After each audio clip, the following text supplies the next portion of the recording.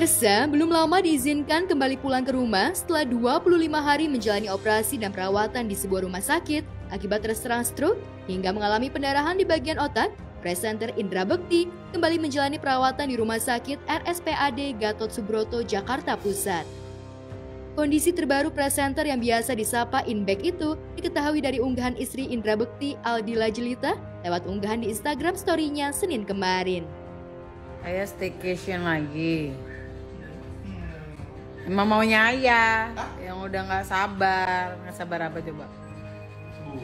Iya, pengen nyongkel matanya.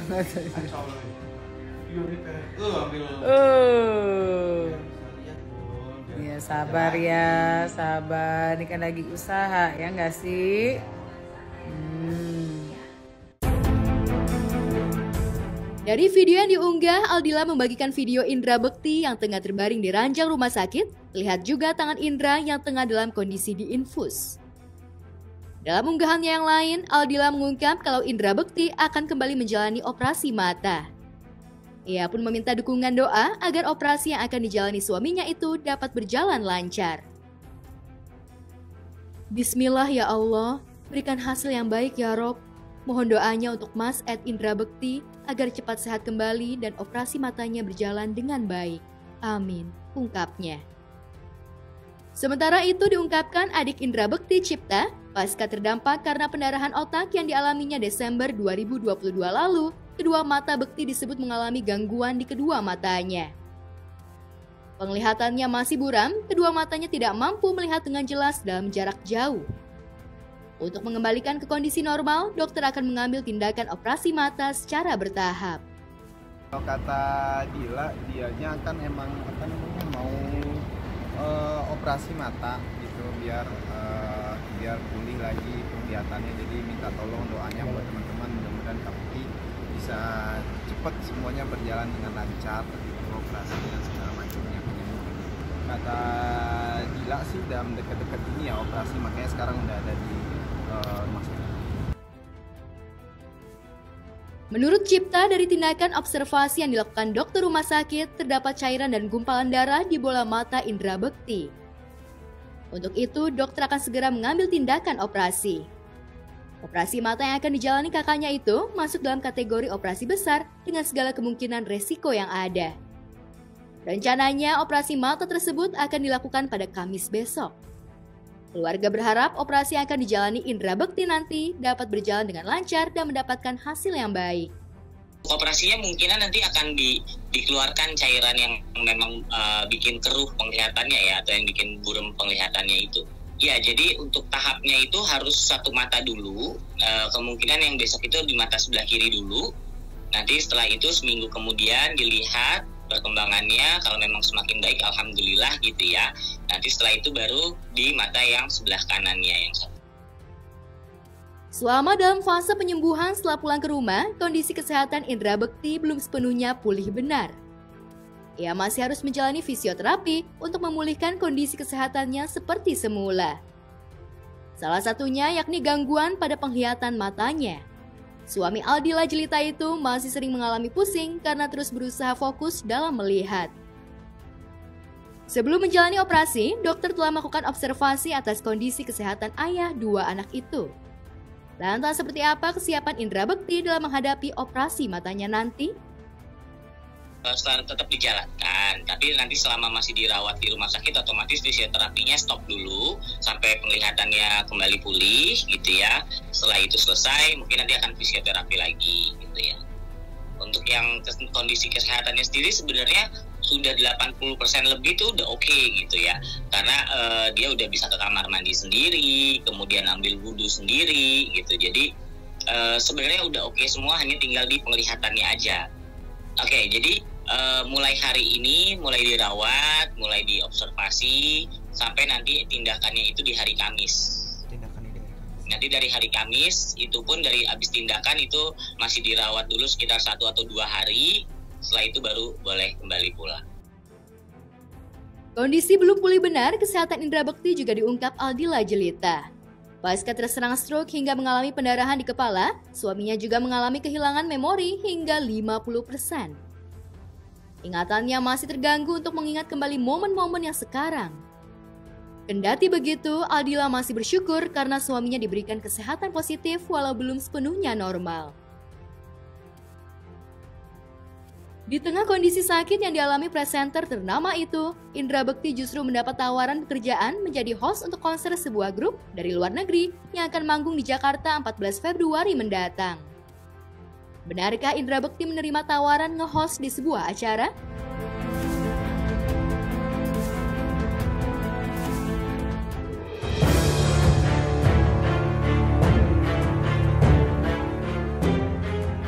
Sementara itu, kondisi kesehatan mengkhawatirkan juga sempat dialami musisi Baby Romeo hingga harus menjalani operasi pengangkatan kantong empedu.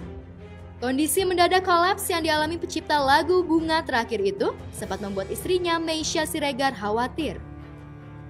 Sebelum menjalani operasi, Baby sempat mengumpulkan istri dan anak-anaknya menjaga-jaga jika hal-hal yang tidak diinginkan terjadi. Lantas seperti apa kronologis kejadian hingga Baby harus menjalani operasi pengangkatan kantung empedu? Jam 11:30 dia bangun, tiba-tiba perutnya nggak enak. Aku pikir seperti asam lambung seperti biasanya yang dia tuh selalu bilang saya nggak enak nih perutku sebah apalah segala macamnya. Aku pikir dengan dia minum obat yang biasa dia konsumsi udah selesai masalahnya. Sampai akhirnya sampai maghrib sampai jam 7 dia masih nggak enak tuh. Sayang aku nggak kuat nih, aku mau ke rumah sakit. Nah begitu dia ngomong ke rumah sakit nih kayaknya serius gitu loh. Jadi aku ngalamin kolik tuh kolik tuh ada dua, kolik yang hilang pergi, hilang timbul itu kolik umum lah. Nah aku tuh ngalamin kolik yang satunya ternyata yang tensinya tuh serangan terus itu RPM tinggi lah. Di situ terus, nah itu yang bikin aku nggak kuat sampai Riko bilang tadi pingsan. Sampai akhirnya pas maghrib itu dia manggil aku, sayang ayo ke rumah sakit. Ya udah bentar aku makan dulu gitu. Aku lagi makan itu terus tiba-tiba dia jaraknya tuh dari ruang tamu aku di meja makan. Dia ngomongnya kencang, sayang aku mau pingsan gitu kan. Terus aku lari, untung di ruang tamu ada adik ipar aku sama mama. Pegang badannya Baby nggak kuat lah, cewek-cewek teriak, Den udah heboh panik, Denny adiknya Baby kebetulan ada cowok. Akhirnya Baby pingsan, ditangkap keteknya langsung dijatuhin. Udah tuh Baby udah black out, matanya udah putih semua. Terus dia ngorok, dan itu kejadian persis waktu aku haji. Baby udah serangan tuh waktu di Mekah 2 hari sebelum hajian. Jadi begitu aku ngelihat dia pingsan yang sama, benar-benar ngoroknya sama, mata putihnya sama, aku udah wah kejadian lagi nih kedua kali. Udah nih akhirnya dijatuhin ke lantai, terus udah selesai ngorok sampai 3 kali, cepet banget. Ngorok 3 kali, dia buka mata, dia langsung baru siuman, baru ngontrol. Udah tuh panggilin anakku satu-satu. Bila mana? Bila udah nangis. Kepada tim Gospot, Baby dan Meisya menunjukkan batu yang berhasil diangkat dari dalam kantong empedu Baby. Nah, ini dia pemirsa. Jadi kalau Luisa anakku bilang, kan papa kemarin laparoskopi tuh kayak ngelahirin karena perut papa gede, membalon kantongnya. Papa kayak hamil, ini anaknya kembar. Ya, ini ada yang 2, ini 2 cm, 1,8 cm. 2 tuh kayak asam Jawa ya pemirsa.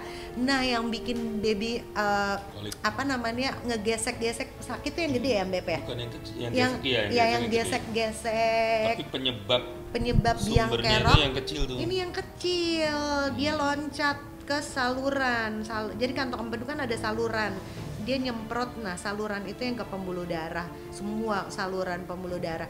Nah inilah biang keroknya tuh kayak biji pepaya ya Beb, gedenya. Ini yang nyumbat, ini yang jadi si cairan empedu tuh nggak keluar. Iya. Jadi dia membalon.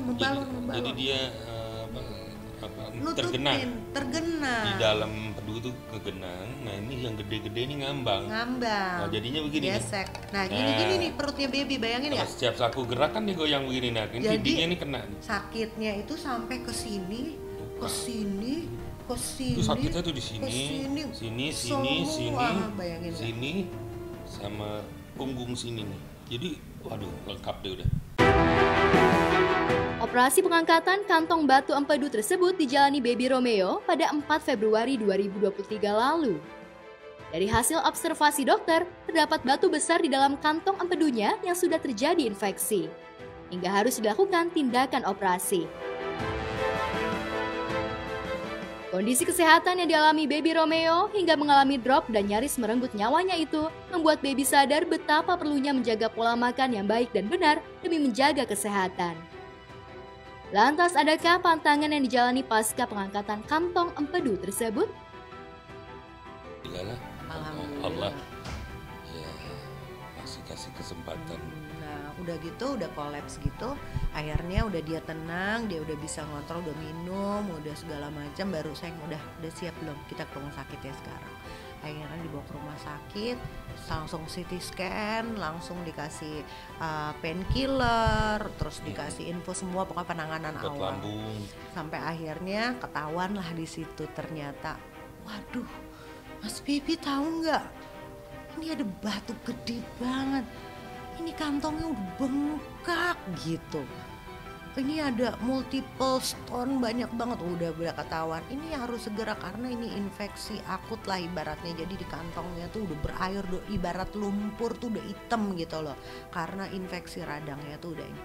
Jadi gimana nih? Udah akhirnya harus diputusin untuk pengangkatan kantong empedu. Akhirnya udahlah dibuletin niatnya dia supaya dia mau ngejalanin karena nggak ada planning ke rumah sakit untuk operasi. Jadi benar-benar kita nggak prepare. Ya udah akhirnya alhamdulillah dia mau.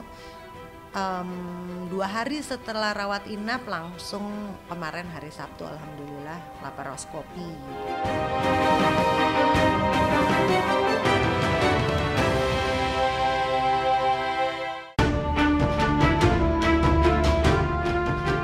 Pemirsa, berulang kali sesumbar akan menggugat cerai Ferry Irawan. Faktanya Ferry selangkah lebih cepat mengajukan permohonan talak cerai dibanding Vena Melinda. Ya, melalui kuasa hukumnya, Khairul Imam, Ferry mendaftarkan gugatan cerainya di Pengadilan Agama Jakarta Selatan Selasa kemarin. Saya mau menyampaikan terkait dengan penunjukannya Mas Ferry ke kantor saya atau saya dan tim selaku kuasa hukum Mas Ferry Irawan yang bertugas untuk menjalankan atau melakukan upaya hukum menggugat cerai Mbak Vena Melinda di Pengadilan Agama Jakarta Selatan. Hari ini tadi rekan saya Bang Imam sudah melakukan pendaftaran ya, dan untuk agenda berikutnya tentunya kami menunggu relas panggilan yang dimana Mas Ferry Irawan dan keluarga sudah mantap atau memantapkan hatinya untuk menjalankan atau mengajukan proses cerai sebagai penggugat dan Mbak Vena Melinda sebagai tergugat. Jadi per tanggal 7 Februari 2023 berdasarkan surat kuasa yang telah ditandatangani oleh Mas Ferry tanggal 30 Januari 2023 dalam hal untuk membuat dan mengajukan permohonan cerai talak terhadap Mbak Vena Melinda selaku termohon atau tergugat. Jadi per tanggal 7 Februari 2023 kami tim kuasa hukum telah mengajukan dan mendaftarkan permohonan cerai talak atau gugatan ke Pengadilan Agama Jakarta Selatan melalui e-court Mahkamah Agung. Jadi sudah jelas tanggal 7 Februari 2023 tertera ya. Di sini Mas Ferry Irawan sebagai penggugat atau pemohon. Alasan Ferry gerak cepat mengajukan talak cerai pada Vena dikarenakan merasa harkat dan martabatnya sebagai suami sudah dijatuhkan. Apalagi sejak kasus KDRT yang membuatnya mendekam di penjara dan Vena menolak damai. Kisruh KDRT Vena dan Ferry makin panas ketika keluarga kedua belah pihak saling tampil membela. Teman-teman udah paham ya, masyarakat juga sudah paham ya. Makanya gunakan itu jasa advokat yang masih junior, masih muda, gesit. Ya, nggak pakai ngomong mau masukin gugatan. Kita sudah masukin gugatan per hari ini. Tanggal 7 kemarin ya. Hari ini ya, hari ini. Ya. Jadi sekarang kita sama-sama bisa menunggu ya, karena saya juga udah nggak sabar nih sama tim untuk membuktikan fakta-fakta yang ada, ya, membantah tuduhan-tuduhan yang keji, ya, seorang suami dibilang nggak ngasih nafkah, KDRT dan lain-lain. Nanti kita bisa buktikan pada saat persidangan kasus cerainya ini.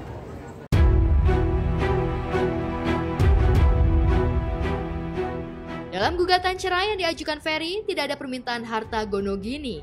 Ferry hanya mengajukan permohonan cerai talak terhadap Ibunda Verrel Bramasta dan Atala Naufal tersebut. Sementara Vena terakhir kali bertemu media mengungkap masih membuat draft gugatan cerai sambil menunggu kasus KDRT-nya diproses secara hukum. Kalau memang jalannya harus seperti ini, ya sudah, bismillah gitu. Doang Bang, berarti bukan harta juga tidak ada. Ini kan saya tadi udah bilang, ya, hanya cerai talak, nggak ada tuh istilahnya, wah mau rebutin harta ini itu nggak ada. Jadi kalau ada yang ngomong-ngomong gitu itu fitnah, hati-hati ntar kita laporin loh, bilang Ferry mau kondo, ya rakus harta gini-gini, nggak ada, itu nggak benar.